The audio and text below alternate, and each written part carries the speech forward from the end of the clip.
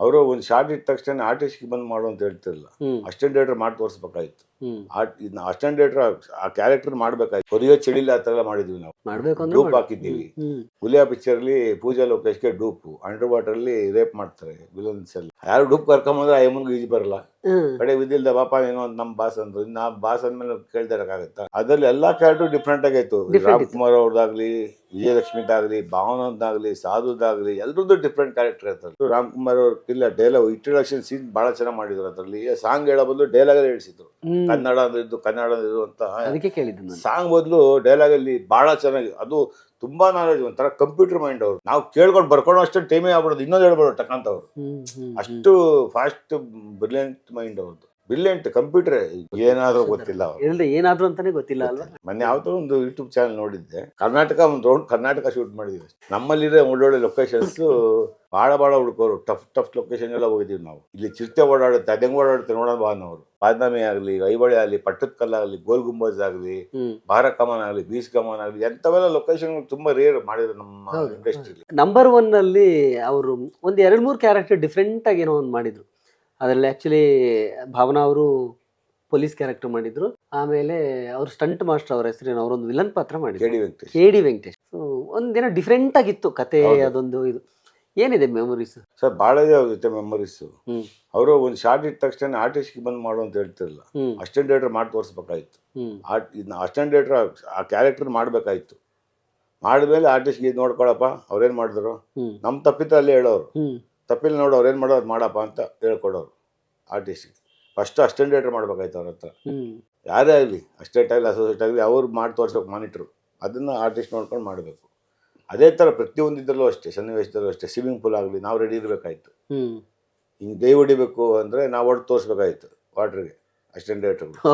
ಹೌದು, ಅದು ಮೈನ್ ಪಾಲಿಸಿನೇ ಅದು ಅವ್ರ ಹತ್ರ. ಅದು ನಮ್ಮವ್ರು ಏನು ಮಾಡ್ತಾರೆ ಅದನ್ನ ಮಾಡಿ ಸಾಕು ಅಂತ ಮಾಡಿ ತೋರಿಸ್ತಾರಪ್ಪ. ನಿಮ್ಗೇನು ಇದು ಮಾಡಲ್ಲ, ನೋಡಿ ಅದನ್ನ ಮಾಡಿ ಅಂತ. ಕೊರಿಯೋ ಚಳಿಲಿ ಆ ಥರ ಎಲ್ಲ ಮಾಡಿದ್ವಿ ನಾವು.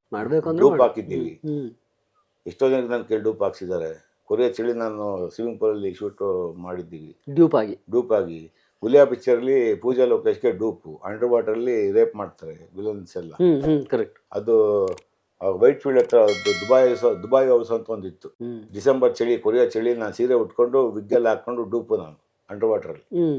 ನಾನು ಸ್ವಲ್ಪ ಸ್ವಿಮ್ಮಿಂಗ್ ಎಕ್ಸ್ಪರ್ಟ್. ನಾನು ಡೂಪು ಪೂಜಾ ಲೋಕೇಶ್ಗೆ. ಯಾರು ಡೂಪ್ ಕರ್ಕೊಂಬಂದ್ರೆ ಆ ಎಮ್ಮನ್ಗೆ ಈಜಿ ಬರಲ್ಲ. ಕಡೆ ವಿದಿಲ್ದ ಬಾಪ ಏನೋ ಅಂತ ನಮ್ಮ ಬಾಸ್ ಅಂದ್ರು. ನಾ ಬಾಸ್ ಅಂದ್ಮೇಲೆ ಕೇಳ್ತಾ ಇರಕ್ಕಾಗತ್ತಾ? ಎಲ್ಲ ಶೇವಿಂಗ್ ಮಾಡ್ಕೊಂಡು ಮೀಸೆ ಎಲ್ಲ ಬೋಡ್ಸ್ಕೊಂಡು ಡೂಪ್ ಹಾಕೊಂಬಂದು ಮಾಡಿದಾಯ್ತು. ಆ ಥರ ಅವತ್ತು ಭಾಳ ಎಕ್ಸ್ಪೀರಿಯನ್ಸ್ ನಮ್ಗೆ. ತುಂಬಾ ಅನುಭವ ನಮ್ಗೆ ಉಪಯೋಗ ಆಗಿದೆ. ಅವೆಲ್ಲ ತುಂಬಾ ಇದೆ. ಆ ಥರ ಇನ್ಸಿಡೆಂಟ್ ಭಾಳ ಇದೆ. ಕೂತ್ರೆ ಆರ್ಸ್ ರೈಡಿಂಗ್ ಅಂದ್ರೆ ಬಾ ನೋಡೋದು ಏನಾಗುತ್ತೆ ಅನ್ನೋರು. ಒಂದು ಧೈರ್ಯ ತುಂಬೋರು. ಬಾ ನೋಡೋಣ. ಯಾವ್ದ್ರಲ್ಲಿ ಮಾಡಿದ್ರಿ ಆ ಥರ ಆರ್ಸ್ ರೈಡಿಂಗ್? ಯುದ್ಧ ಪಿಕ್ಚರ್ ಅಲ್ಲಿ. ಬಾ ಕುದುರೆ ಮೇಲೆ ಬಾ, ನೀನು ನೋಡ್ತೀನಿ ನಾನು ಅನ್ನೋರು. ಬಾ ನಾನು ಕ್ಯಾರೆಕ್ಟರ್ ಹಾಕಿದ್ರು ವಿಲಿಯಾದಲ್ಲಿ ಮಾಡಬೇಕು ಅಂತ. ನಾನು ಮಾಡಲಿಲ್ಲ ಅಷ್ಟೇ. ನೀನು ಮಾಡಪ್ಪ ಮಾಡ್ತೀನಿ ಅಂದ್ರು. ಇಲ್ಲ ಸರ್ ನಾನು ಮಾಡಲ್ಲ ಸರ್. ಡೂಪೆಲ್ಲ ಹಾಕ್ತಿದ್ದೆ. ಯಾರು ಬರ್ದವರು ಯಾರು ಇದಾಗಿತ್ತು ಡೂಪ್ ಕೈಲಿ ಮಾಡಿಸೋರು. ಹೌದಲ್ವಾ? ಮ್ಯಾಕ್ಸಿಮಮ್ ಡೂಪ್ ಮಾಡಿದ್ದೀರಿ?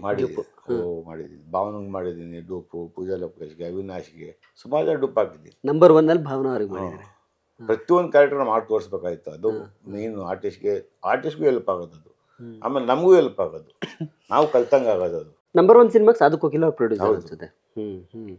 ಅವರು as A producer first cinema ಅಂತ ನನಗೆ ಗೊತ್ತಿರೋ ಹಾಗೆ. ಅವ್ರು ಅದ್ರಲ್ಲಿ ಒಂದು ಪಾತ್ರ ಕೂಡ ಮಾಡಿದ್ರು, ಏನೋ ಡಿಫ್ರೆಂಟ್ ಆಗಿ ಸಾಯಿ ಕುಮಾರ್ ತರದ್ ಒಂದು ಇಮಿಟೇಟ್ ಮಾಡಿದ್ದು. ಅದ್ರಲ್ಲಿ ಎಲ್ಲಾ ಕ್ಯಾರೆಕ್ಟರ್ ಡಿಫ್ರೆಂಟ್ ಆಗೈತು. ರಾಮ್ಕುಮಾರ್ ಅವ್ರದ್ದಾಗ್ಲಿ, ವಿಜಯಲಕ್ಷ್ಮಿದಾಗ್ಲಿ, ಭಾವನದ್ದಾಗ್ಲಿ, ಸಾಧುದಾಗ್ಲಿ, ಎಲ್ರದ್ದು ಡಿಫ್ರೆಂಟ್ ಕ್ಯಾರೆಕ್ಟರ್ ಇರ್ತಲ್ಲಿ. ಆಮೇಲೆ ಹರ್ಷ ದರ್ಬಾರ್ ವಿಲನ್, ಅವನದು ಒಂಥರ ಡಿಫ್ರೆಂಟ್ ಕ್ಯಾರೆಕ್ಟರ್. ಆಮೇಲೆ ಸಾಂಗ್ ಎಲ್ಲ ಇವರೇ ಬರ್ದಿದ್ದು, ಇವರೇ ಸಾಂಗ್ ಶೂಟ್ ಮಾಡಿದ್ದು. ಮಾಸ್ಟರ್ ಇಲ್ಲ, ಡ್ಯಾನ್ಸ್ ಮಾಸ್ಟರ್ ಇಲ್ಲ, ಕೊರಿಯೋಗ್ರಾಫರ್ ಇಲ್ವೇ ಇಲ್ಲ. KD ವೆಂಕಟೇಶ್ ವೈಟ್ ಮಾಸ್ಟರ್ ಅವ್ರ ಕೆಲವೊಂದು ಪಾತ್ರ ಮಾಡಿಸಿದ್ರು. ಎಲ್ಲ ಚೇಂಜಸ್ ಕಾಣುತ್ತೆ. ಎಷ್ಟು ವೆರೈಟಿ ಇದೆ, ಏನೇನಿದೆ ಅನ್ನೋದು ಬಹಳ ಚೆನ್ನಾಗಿದೆ. ಆಮೇಲೆ ನಮ್ಮ ಸಂಸ್ಕೃತಿ, ನಮ್ಮ ನೇಟಿವಿಟಿನ ಬಹಳ ಚೆನ್ನಾಗಿ ಹೇಳಿದ್ರು, ಕ್ಯಾಪ್ಚರ್ ಮಾಡಿದ್ರು. ರಾಮ್ಕುಮಾರ್ ಅವ್ರ ಇಲ್ಲ ಡೈಲಾಗ್ ಇಂಟ್ರೊಡಕ್ಷನ್ ಸೀನ್ ಬಹಳ ಚೆನ್ನಾಗಿ ಮಾಡಿದ್ರು. ಅದರಲ್ಲಿ ಸಾಂಗ್ ಹೇಳೋ ಬದಲು ಡೈಲಾಗ್ ಅಲ್ಲಿ ಹೇಳಿಸಿದ್ರು. ಕನ್ನಡ ಅಂದಿದ್ದು ಅಂತ ಸಾಂಗ್ ಬದಲು ಡೈಲಾಗ್ ಅಲ್ಲಿ ಬಹಳ ಚೆನ್ನಾಗಿ. ಅದು ತುಂಬಾ ನಾಲೆಜ್. ಒಂಥರ ಕಂಪ್ಯೂಟರ್ ಮೈಂಡ್ ಅವ್ರದ್ದು. ಪಟ ಪಟ ಪಟ ಪಟ ಅಂತ ಬರೆಯೋರು. ಫ್ರಾಕ್ಷನ್ ಆಫ್ ಸೆಕೆಂಡ್ ಅಲ್ಲಿ ಓಡೋದು ಅವ್ರ ತಲೆ. ಇವತ್ತು ನಾನು ಯಾರನ್ನೂ ಆ ಥರ ನೋಡಿಲ್ಲ. ಇವತ್ತು ನನ್ನ ಲೈಫಲ್ಲೇ ನೋಡಿಲ್ಲ ಬಿಡಿ. ಇಲ್ಲಿವರೆಗೂ ಸಿಕ್ಕಿಲ್ಲ ನಮ್ಗೆ. ಮುಂದಕ್ಕೆ ಸಿಗ್ತಾರಲ್ಲ ಗೊತ್ತಿಲ್ಲ. ಟಕ್ ಅಂತ ಒಂದು ಇದು ಬೇಡ ಟಕ್ಕನ ಹೇಳೋ ಆಲ್ಟರ್ನೇಟ್. ನಾವು ಕೇಳ್ಕೊಂಡು ಬರ್ಕೊಂಡು ಅಷ್ಟು ಟೈಮೇ ಆಗ್ಬಿಡೋದು, ಇನ್ನೊಂದು ಹೇಳ್ಬಿಡೋದು ಟಕ್ಕಂತವ್ರು.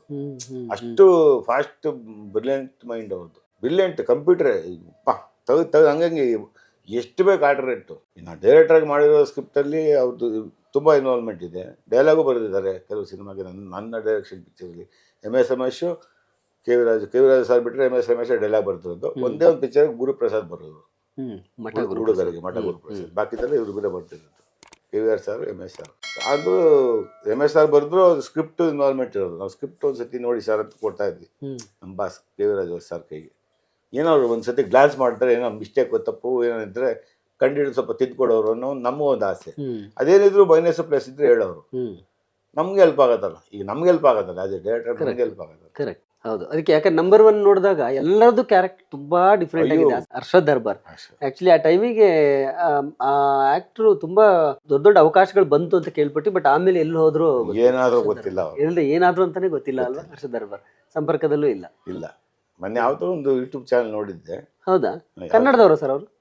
ಬೇಸಿಕಲಿ ನಾರ್ತ್ ಸೈಡ್ ಇರ್ಬೇಕು, ಆಮೇಲೆ ಇಲ್ಲೆಲ್ಲ ಬಂದು ಸೆಟ್ಲ್ ಆಗಿರ್ಬೋದು ಅವರು. ನನ್ಗೆ ತುಂಬ ಒಳ್ಳೆ ಫ್ರೆಂಡ್ ಆಗಿದ್ರು ಆ ಪಿಕ್ಚರಲ್ಲಿ. ನಾನೇ ಎಲ್ಲ ಹೇಳ್ಕೊಡ್ತಿದ್ದೆ ಅವ್ರಿಗೆ. ನಾನು ಒಬ್ಬನೇ ಸೋಲೋ ಅಸೋಸಿಯೇಟ್. ಅದಕ್ಕೆ ಇನ್ನೊಬ್ಬ ಈಶ್ವರ್ ಬಾಳೆಗುಂಡಿ ಅಂತ ಅಸಿಸ್ಟೆಂಟ್ ಡೈರೆಕ್ಟರ್ ಇದ್ದ, ಇನ್ನೊಬ್ಬ ಹೊಸಬ ಇದ್ದ. ಅಷ್ಟೇ 3 ಜನ ವರ್ಕ್ ಮಾಡಿದ್ದ ಪಿಕ್ಚರಲ್ಲಿ. ತುಂಬ ಕಷ್ಟ ಬಿದ್ದು ಆ ಪಿಕ್ಚರ್ಗೆ. ಎಲ್ಲೆಲ್ಲಿ ಶೂಟ್ ಮಾಡಿದ್ವಿ ಗೊತ್ತಾ ಆ ಪಿಕ್ಚರ್? ಅಪ್ಪ, ಕರ್ನಾಟಕ ಒಂದು ರೌಂಡ್ ಕರ್ನಾಟಕ ಶೂಟ್ ಮಾಡಿದ್ವಿ. ನಮ್ಮಲ್ಲಿರೋ ಒಳ್ಳೊಳ್ಳೆ ಲೊಕೇಶನ್ಸು ನನಗೆ ತಿಳಿದ ಮಟ್ಟಿಗೆ ನಾನು ವರ್ಕ್ ಮಾಡಿದ್ದೆ ಡೈರೆಕ್ಟ್ರಲ್ಲಿ. ಪುಟ್ಟಣ್ಣ ಸರ್ ನೋಡಿರ್ಬೋದು. ನಾನು ವರ್ಕ್ ಮಾಡಿದ ಡೈರೆಕ್ಟ್ರಲ್ಲಿ KV ರಾಜು ಸರ್. ನಮ್ಮ ಸ್ಟೇಟಲ್ಲಿ ಏನಿದೆ ಹುಡುಕಿ ಸೆಲೆಕ್ಟ್ ಮಾಡಿ ಆಲ್ಮೋಸ್ಟ್ ನಮ್ಮ ಲೋಕಲ್ ಅಂದ್ರೆ ಕರ್ನಾಟಕ ಇದೆಯಲ್ಲ ಅದನ್ನೇ ಕ್ಯಾಪ್ಚರ್ ಮಾಡ್ತಿದ್ರು. ನಾನು ಅವ್ರ ಸಿನಿಮಾಗಳಲ್ಲಿ ಫಾರಿನ್ ಅನ್ನ ನೋಡಿಲ್ಲ ಆಕ್ಚುಲ್ ಆಗಿ. ಹುಡ್ಕೋರು ನಮ್ಮಲ್ಲೇ ಹುಡ್ಕೋರು ಆಲ್ಮೋಸ್ಟ್ ಭಾಳ ಹುಡ್ಕೋರು. ಟಫ್ ಲೊಕೇಶನ್ ಎಲ್ಲ ಹೋಗಿದ್ದೀವಿ ನಾವು. ತುಂಬಾ ಟಫ್ ಫಾರೆಸ್ಟು. ಇಲ್ಲಿ ಚಿರತೆ ಓಡಾಡುತ್ತೆ, ಅದಂಗೆ ಓಡಾಡುತ್ತೆ ನೋಡೋಣ ಬಾ ಅನ್ನೋರು. ಅವ್ನು ಕಾನ್ಫಿಡೆಂಟ್, ಧೈರ್ಯ ತುಂಬೋರು. ಪ್ರಾಣಿಗಳು ಬರುತ್ತೆ, ಹೆಂಗ್ ಬರುತ್ತೆ ನೋಡೋಣ ಬಾ ಅನ್ನೋ. ಬಿಹಾರ್ ಹಿಲ್ಸ್ ಆಗಲಿ, ಈಗ ಬಾದಾಮಿ ಆಗಲಿ, ಐಹೊಳೆ ಆಗಲಿ, ಪಟ್ಟದಕಲ್ಲು ಆಗಲಿ, ಗೋಲ್ ಗುಂಬಜ್ ಆಗಲಿ, ಭಾರ ಕಮಾನ್ ಆಗಲಿ, ಬೀಚ್ ಕಮಾನ್ ಆಗಲಿ, ಎಂಥವೆಲ್ಲ ಲೊಕೇಶನ್ ತುಂಬಾ ರೇರ್ ಮಾಡಿದ್ರು ನಮ್ಮ ಇಂಡಸ್ಟ್ರಿಲಿ. ಅದೆಲ್ಲ ಹುಡ್ಕೋರು. ಹುಡುಕಿ ಒಂಥರ ಆಯ್ದು ಲೊಕೇಶನ್ ಮಾಡ್ತೀವಿ. ಆ ಥರ ಕೆಮ್ಮಣ್ಣಗುಂಡಿ ಆಗಲಿ, ಕುದುರೆಮುಖ ಆಗಲಿ ಮಾಡಿದ್ದು ಒಂದು ಟೈಮಲ್ಲಿ. ಆಮೇಲೆ ಆಫ್ಟರ್ ಬಿಟ್ಬಿಟ್ಟಿದ್ರು ಅದೆಲ್ಲ. ಅದೆಲ್ಲ ಹುಡ್ಕೋರು. ಭಾಳ ಒಂದು ನಮ್ಮಲ್ಲಿರೋ ಒಂದು ನೇಟಿವಿಟಿನ ತೋರ್ಸಕ್ಕೆ ಭಾಳ ಶ್ರದ್ಧೆ, ಭಾಳ ಆಸಕ್ತಿ ಇತ್ತು ಅವ್ರಿಗೆ. KV ರಾಜು ಕನ್ನಡದ ತುಂಬಾ ದೊಡ್ಡ ನಿರ್ದೇಶಕರು. ಬಹುಶಃ ಇವತ್ತಿನ ಜನರೇಷನ್ ಅವರಿಗೆ ಎಷ್ಟು ಗೊತ್ತಿಲ್ವೋ ನನಗಂತೂ ಗೊತ್ತಿಲ್ಲ. KV ರಾಜು ಅಂದ್ರೆ ಕನ್ನಡದಲ್ಲಿ ಒಬ್ಬ ಬಹಳ ದೊಡ್ಡ ನಿರ್ದೇಶಕರು, ಅದ್ಭುತ ರೈಟರು. KV ಜಯರಾಮ್ ಅಂತ ನಿರ್ದೇಶಕರಿದ್ರು. ಅವರ ಯಂಗರ್ ಬ್ರದರ್ ಅಂದರೆ ತಮ್ಮ KV ರಾಜು ಸರ್, ಅವ್ರ ಜೊತೆಯಲ್ಲಿ ಮಾದೇಶ್ ಸರ್ ಕೆಲಸ ಮಾಡಿದ್ರು. ಅಲ್ಲಿಂದ ಬಂದಂತಹ ಪ್ರತಿಭೆ. ಸೊ ಹಾಗಾಗಿ ಕನ್ನಡದಲ್ಲಿ ಅಷ್ಟು ಒಳ್ಳೊಳ್ಳೆ ಸಿನಿಮಾಗಳನ್ನು ಮಾಡೋಕ್ಕೆ ಸಾಧ್ಯ ಆಯಿತು. ಸರ್, ನೀವು KV ರಾಜು ಸರ್ ಜೊತೆ ಬೆಳ್ಳಿ ಮೋಡಗಳು, ಬೆಳ್ಳಿ ಕಾಲುಂಗುರ ಆ ಟೈಮಲ್ಲಿ ಇರಲಿಲ್ಲ? ಇಲ್ಲ ಅವ್ರ ಇಂಡಸ್ಟ್ರಿಗೆ ಬಂದಿರಲಿಲ್ಲ. ನಾನು ಅವ್ರ ಜೊತೆ ವರ್ಕ್ ಮಾಡೋಕ್ಕೆ ಸ್ಟಾರ್ಟ್ ಮಾಡಿದೆ. ಹೋಗಂಡ ಸರ್ ನೀವು ಎಷ್ಟು ಒಳ್ಳೆಯವರು 1993 ಐ ಥಿಂಕ್. ಹೋಗಂಡ ಸರ್ ನೀವು ಎಷ್ಟು ಒಳ್ಳೆಯವರು ಬಂದ್ಬಿಟ್ಟು ರಮೇಶ್ ಅರವಿಂದ್, ಹೌದು, ಕುಮಾರ್ ಗೋವಿಂದ ಅಂಡ್ ಸುಮನ್ ರಂಗನಾಥ್. ಅದರಲ್ಲೂ ಕುಮಾರ್ ಗೋವಿಂದ್ ಒಳ್ಳೆ ಹೆಸರು ಬಂತು. ರಮೇಶ್ ಅವರು ಸೂಪರ್ ಮಾಡಿದ್ರು. ರಮೇಶ್ ಹೌದು ಮೂವರು ಸೂಪರ್. ಅದರಲ್ಲಿ ಡಿಫ್ರೆಂಟ್ ಕ್ಯಾರೆಕ್ಟರ್ಸ್ ಇದೆ. ಅದರಲ್ಲಿ ಹುಡುಕ್ತಾ ಇದ್ದೆ ಆ ಥರ ಕ್ಯಾರೆಕ್ಟರ್ಸ್ ಸ್ಕ್ರಿಪ್ಟ್ ಅಲ್ಲಿ. ಅಂದ್ರೆ ಬೇರೆ ಏನೋ ಒಂದು ಬೇರೆ ಮಾಡಬೇಕು, ಏನೋ ಒಂದು ಬೇರೆ ತೋರಿಸ್ಬೇಕು ನಮ್ಮ ಜನತೆಗೆ ಅನ್ನೋದನ್ನ ಅವರು ಅದು ಕ್ರಿಯೇಟ್ ಮಾಡೋರು. ಆ ಥರ ಅದು ತುಂಬಾ ಹೆಲ್ಪ್ ಆಗೋದು ಆರ್ಟಿಸ್ಟ್ಗಳಿಗೆ. ಪರ್ಫಾರ್ಮೆನ್ಸ್ ಆಗಲಿ, ಕ್ಯಾರೆಕ್ಟ್ರು ಶೇಡ್ಸ್ ಆಗಲಿ ಭಾಳ ಚೆನ್ನಾಗಿರೋದು. ನೋಡಿ 93 ಅಂತ ಹೇಳಿದ್ರೆ ನೀವು ಹೇಳ್ದಂಗೆ ರಮೇಶ್ ಅರವಿಂದ್ ಅವ್ರಿಗೆ ಒಂದು ಲೆವೆಲ್ಗೆ ಹೆಸರಿತ್ತು ಆ ಟೈಮ್ಗೆ. ಕುಮಾರ್ ಗೋವಿಂದ್ ಐ ಥಿಂಕ್ ಒಂದೇ ಸಿನಿಮಾ, ಎರಡನೇ ಸಿನಿಮಾನೇ. ನೋಡಿ ಅವರು ಎಲ್ಲ ಹುಡುಕ್ತಾರಲ್ಲ, ಇವರಲ್ಲೊಂದು ಇದೆ, ನಾವು ಈ ಸಿನಿಮಾಕ್ಕೆ ಹೋಗ್ಬೋದು. ಆಮೇಲೆ ಗೆಟಪ್ ಆಗಲಿ, ಕಾಸ್ಟ್ಯೂಮ್ ಆಗಲಿ ಸೆಲೆಕ್ಟ್ ಮಾಡೋ ಹಿಂಗೆ ಇರಬೇಕು ಅಂತ. ಆಮೇಲೆ ಪರ್ಚೇಸಿಂಗ್ ಅಸಿಸ್ಟೆಂಟ್ ಡೈರೆಕ್ಟರ್ನೇ ಕಳಿಸೋರು. ಆ ಟೇಸ್ಟ್, ಆ ಕಲರ್ಗೆ ಅದೇ ಮ್ಯಾಚ್ ಆಗಬೇಕು ಅನ್ನೋದು ಕಾನ್ಸೆಪ್ಟ್ ಎಲ್ಲ ಅವ್ರಿಗೆ ಇರೋದಲ್ಲ. ಅದನ್ನ ನಾವು ಹುಡುಕಿ ತರಬೇಕಾಯ್ತು. ಕಾಸ್ಟ್ಯೂಮ್ ಜೊತೆಲಿ ಸೆಟ್ ಪ್ರಾಪರ್ಟೀಸ್ ಆಗಲಿ, ಅದೇ ಥರ ಮ್ಯಾಚ್ ಆಗಬೇಕು ಎಲ್ಲ. ಅದೊಂದು ಇರಬೇಕು. ಆ ಸ್ಕ್ರಿಪ್ಟಲ್ಲಿ ಏನಿದೆ ಅದು ಇರಬೇಕು. ಆವಾಗಲೇ ಅದಕ್ಕೆ ಒಂದು ಜೀವ ತುಂಬ್ದಂಗೆ ಆಗುತ್ತೆ, ಒಂದು ಫ್ರೇಮ್ಗೆ ನಾವು ಜೀವ ಕೊಟ್ಟಂಗೆ ಆಗುತ್ತೆ ಅನ್ನೋ ಕಾನ್ಸೆಪ್ಟ್ ಅವರಲ್ಲಿ ಇತ್ತು.